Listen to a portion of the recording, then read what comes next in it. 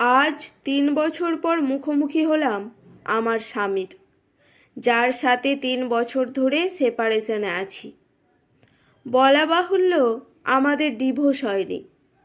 স্বামীর কোলে আছে ১.৫ বছরের এক বাচ্চা মেয়ে। মেয়েটা অবশ্য আমার নয়, আমার স্বামীর দ্বিতীয় স্ত্রীর, যার কারণে আমাদের সংসার জীবনের ইতি ঘটেছিল ৩ বছর আগে। আমি দেখতে যে খারাপ বা কালো তেমনটা নয়, আমি দেখতে যথেষ্ট সুন্দরী, স্মার্ট। প্রিন্সেস ডায়নার একটা বিখ্যাত উক্তি আছে না, আমি যাকে ভালোবেসেছিলাম সে ছাড়া গোটা বিশ্ব আমায় ভালোবেসেছিল। প্রিন্সেস ডায়না তো কোনো অংশে কম ছিল না, না রূপে আর না অভিজাত্যে। সব দিক দিয়েই সে এগিয়েছিল। সেখানে প্রিন্সেস ডায়নার স্বামী তাকে ঘরে রেখে বাইরে পরনারীতে আসক্ত হয়েছিল। সেখানে আমার স্বামী কোন ঝাড়? যাদের মেন্টালিটি খারাপ তাদের স্ত্রী যতই সুন্দর হোক না কেন, বাইরের নারীদের দিকে তাদের লালসাযুক্ত চোখ যাবেই। রিলেশন করে বিয়ে করেছিলাম আমি আর সাইমন। বিয়ের আগে সম্পর্ক ছিল ২ বছরের। বিয়ের ২.৫ বছরে এসে তার মনে হয়েছিল আমার সাথে তার সংসার করা আর পসিবল না। সে দ্বিতীয় বিবাহ করতে চায়, তারই অফিসের এক কলিগকে। যেদিন এই কথাটা আমায় সাইমন বলেছিল, সেদিন শুধু নির্বাক হয়ে তার পানে চেয়েছিলাম। সাইমন হয়তো ভেবেছিল আমি তার পায়ে পড়ে জড়িয়ে ধরে কান্না করে বলবো, প্লিজ এমনটা করো না, আমাকে রেখে অন্য কাউকে বিয়ে করো না। কিন্তু না, সাইমনকে অবাক করে সেদিন শুধু বলেছিলাম, কাকে বিয়ে করতে চাও?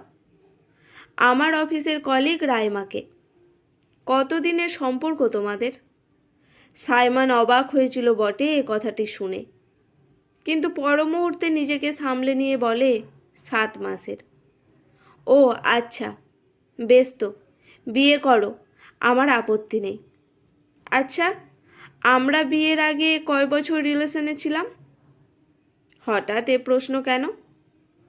নাবিলা সাইমনের কাছে গিয়ে শার্টের বোতাম লাগাতে লাগাতে বলে, আহা, বলোই না কয় বছরের রিলেশনে ছিল আমাদের। হবে হয়তো বছর দুয়েক। ২ বছর ৪ মাস ১৫ দিনের ছিল। ১৬ দিনের মাথায় আমরা বিয়ে করি। বিয়ের আগে যেন কি বলেছিলে আমায়? আমি ব্যতীত অন্য মেয়ের দিকে চোখ যাবে না, আমাকে খুব ভালোবাসো। আমি হীনা, তুমি শূন্য, ব্লা ব্লা ব্লা, আরও কত কি, তাই না? সেসব প্রেম ভালোবাসা প্রতিশ্রুতি কি তাহলে নিকোটিনের ধোঁয়ার মতো সময়ের সাথে আকাশে মিলে গেছে? জানি না, কিন্তু তোমার সাথে সংসার করতে চাইছি না। বেশ, ডিভোর্স চাই। আমাদের কাবিননামা জানি কত? ১১ লাখ। কে যেন এত টাকা দিয়েছিল কাবিননামায়? আমি। যেই তোমার মাসিক ইনকাম ৩০,০০০, সেই তুমি ১১ লাখ কিভাবে দিবে আমায়? একটা সময় আমাকে হারানোর ভয়ে এত টাকা কাবিননামা করেছিলে। সে চিন্তা তোমার করতে হবে না, আমি যেভাবে পারি দিয়ে দিব। থাক, তোমার দিতে হবে না টাকা। তুমি বিয়ে করো, আমি চলে যাব। কখনো তোমার সামনে বউয়ের অধিকার নিয়ে আসবো না। সাইমন উৎফুল্ল হয়ে বলে, সত্যি চলে যাবে? যদি ফের বউয়ের অধিকার নিয়ে চলে আসো তখন? নাবিলা কথা দিয়ে কথা রাখতে জানে, সেটা তোমার থেকে ভালো আর কে জানবে।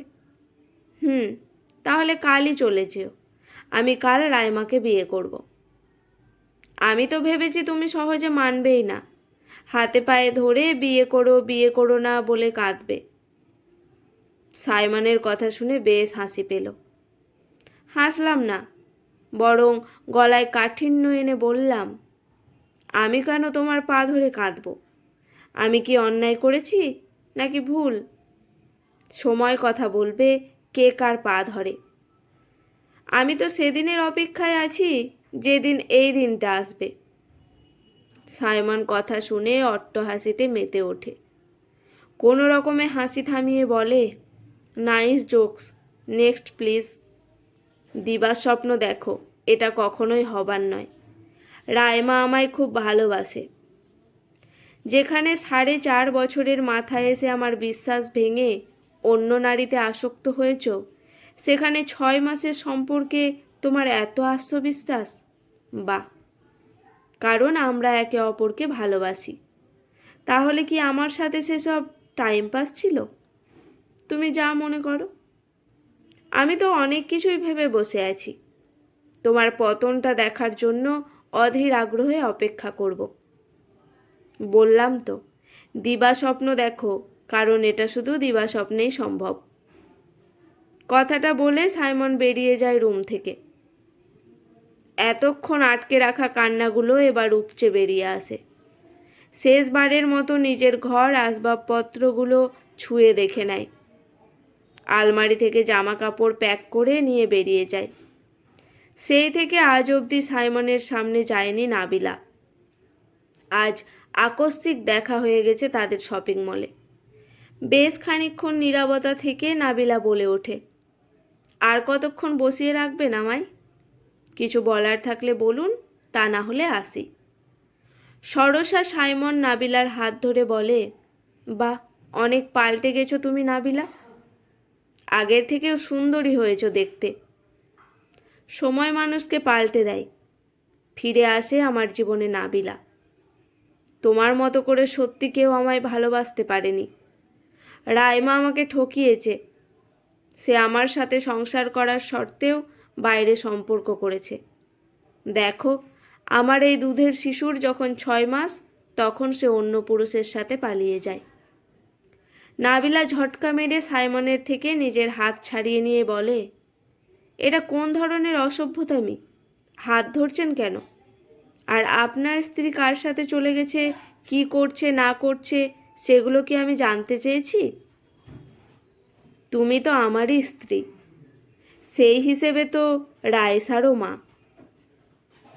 তুমি প্লিজ আমার লাইফে ব্যাক করো। নাবিলা তাচ্ছিল্য নিয়ে বলে, ও হ্যালো মিস্টার সাইমন, এটা আপনার মেয়ে, আমার নয়। আপনার মেয়ের দায়িত্ব আমার না। আর আপনার লাইফে ব্যাক করতে বলছেন, আমি কেন আপনার লাইফে ব্যাক করব? আপনার স্ত্রী অন্য পুরুষের সাথে চলে গেছে দেখে?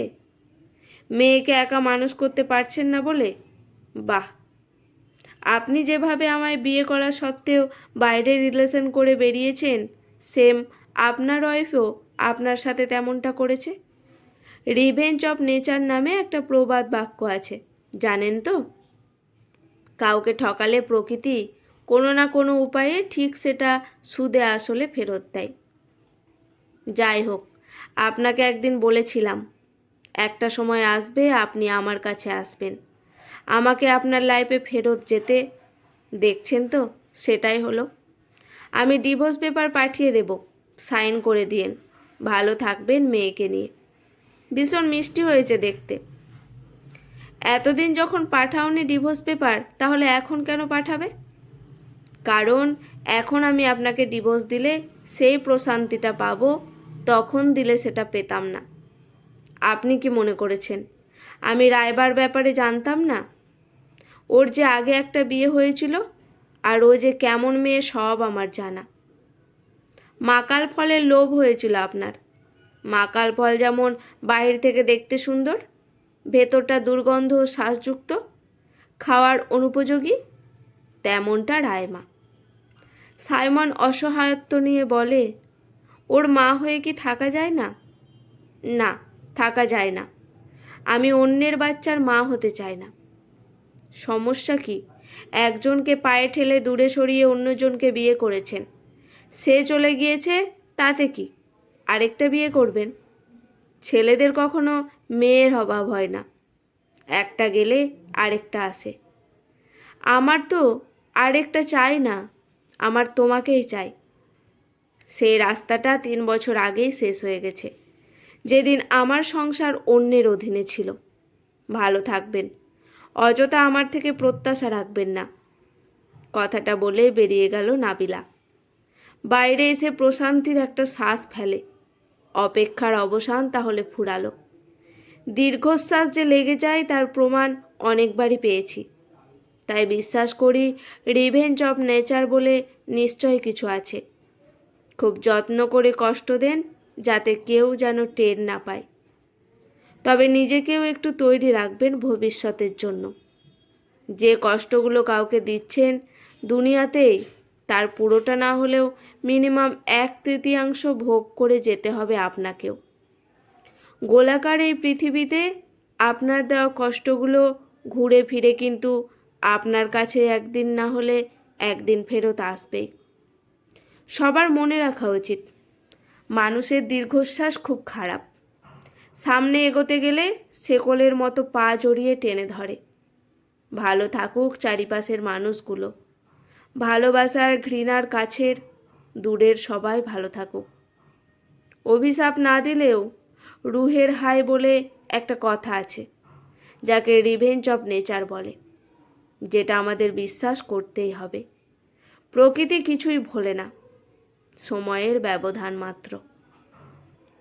আজকের গল্পটি এখানেই সমাপ্ত।